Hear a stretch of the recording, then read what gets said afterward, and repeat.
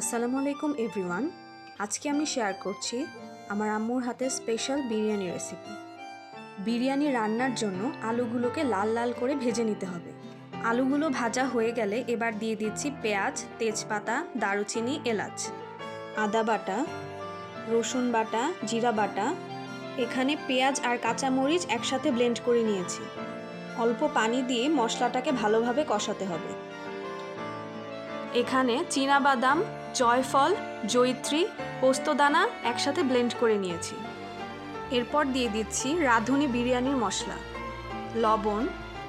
মশলায় তেল উঠে আসলে এখন দিয়ে দিচ্ছি পরিষ্কার করে রাখা গরুর মাংস।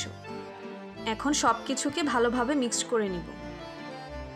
ঢাকনা দিয়ে ঢেকে কিছুক্ষণ পর মাংস রান্না হয়ে গেলে নামিয়ে নিতে হবে। এরপর অন্য একটি পাত্রে পোলাওর চালটাকে ভালোভাবে ভেজে নিব। দিয়ে দিচ্ছি আদা বাটা, রসুন বাটা।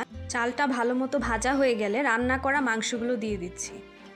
মাংসের সাথে চালটাকে ভালোভাবে মিক্সড করে নিব। দিয়ে দিচ্ছি গরুর দুধ, পরিমাণ মতো পানি, গাজর কুচি। এখন সব কিছুকে ভালোভাবে মিক্সড করে নিব। দিয়ে দিচ্ছি লবণ, আস্ত কাঁচামরিচ। কিছুক্ষণ নাড়াচাড়া করে এখন ঢেকে দিতে হবে। রান্না হয়ে আসলে সবশেষে ঘি আর বেরেস্তা দিয়ে নামিয়ে পরিবেশন করুন।